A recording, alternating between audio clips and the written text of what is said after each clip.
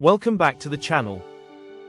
Today we're diving into the extraordinary life of Prince Edward, Duke of Edinburgh, the youngest son of Queen Elizabeth II and Prince Philip. From his stunning residence at Bagshot Park to his surprising hobbies, international travels, and royal duties, you're about to see how his lifestyle blends tradition, service, and unexpected twists.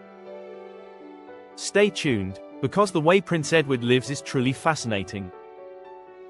Let's look inside at the life of Prince Edward, Duke of Edinburgh, the youngest child of Queen Elizabeth II and Prince Philip. Edward has long lived a life of both tradition and quiet transformation. His lifestyle is often overshadowed by his older siblings, but in reality it's one of the most intriguing stories inside the modern British royal family. From grand estates and historic titles to unexpected passions and low-key routines, Prince Edward's life is a fascinating blend of royal privilege and grounded practicality. Born in 1964 at Buckingham Palace, Edward Anthony Richard Louis grew up surrounded by the most famous symbols of British monarchy. His early life followed a pattern set for the children of a reigning queen: private tutors, elite schools, summer stays at Balmoral, and an early exposure to royal duties. Yet even then, Edward showed a streak of independence. He was less publicly visible than Charles, Anne, or Andrew and gravitated toward behind-the-scenes roles rather. This pattern would later define his adult life and the way he crafted his own version of royalty. His official residence today is Bagshot Park, a sprawling 120-room mansion in Surrey, just outside London. Bagshot Park dates back to the 1600s and was rebuilt in the 19th century for Prince Arthur, Duke of Connaught, Queen Victoria's son. The estate sits on more than 50 acres of land and features grand reception halls, gardens, stables, and a private lake.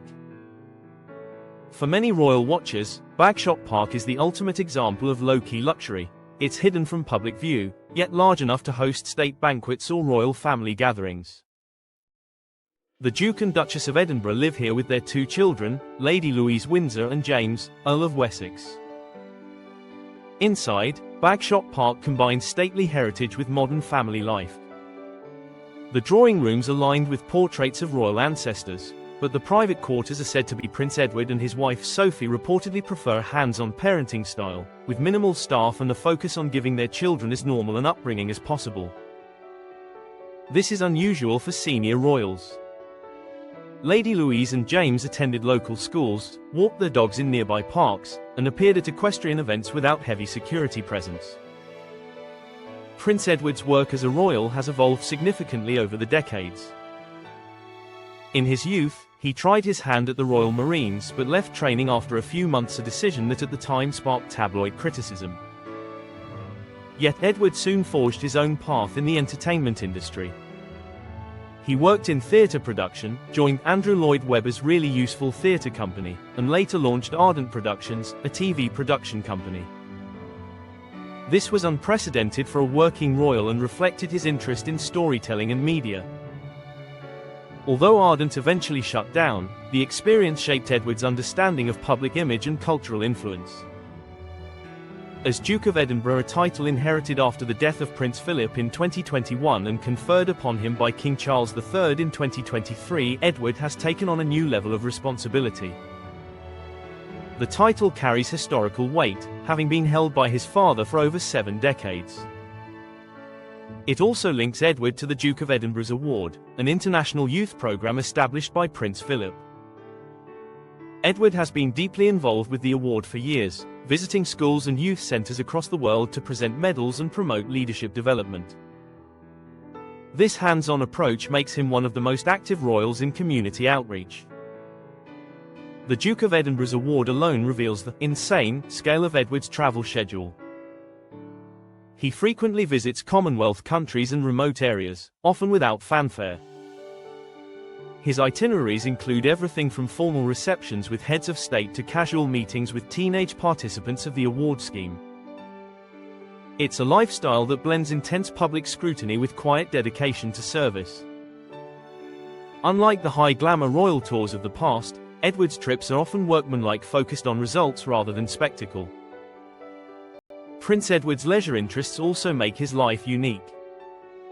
He and Sophie share a passion for equestrian sports, particularly carriage driving, a hobby they've passed on to Lady Louise. Carriage driving may sound quaint, but it's a rigorous discipline involving precise training, competitions, and travel across Europe. The family also enjoys skiing trips, sailing, and countryside walks.